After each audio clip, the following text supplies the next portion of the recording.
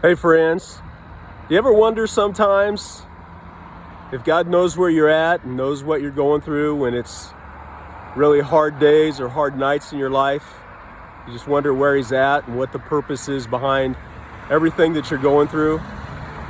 And today I'm coming back to a place where I felt the most abandoned as a youth. I had a great childhood really, but between the years of 5 and 8, my parents were pretty confused and addicted to alcohol. And they would come to this bar every night here on 6th Street, at least on the weekends.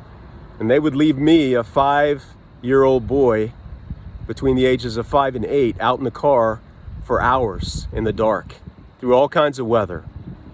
And I would just be facing the front door of this bar with the car faced on the street, wondering when my parents were going to come out, if they were going to come out.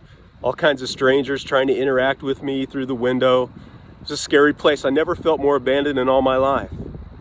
But then fast forward 50 years later, and this same boy who becomes now a man accepts a ministry position with an organization called Corporate Chaplains of America.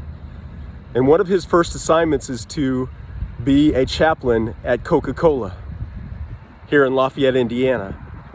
And so I came to an early morning meeting here one day, and I parked at the building at Coca-Cola in Lafayette, Indiana, and noticed that the place where I'd felt the most abandoned, just right across the street, was the same place that God brought me back to use me in a powerful way to help other people in this ministry.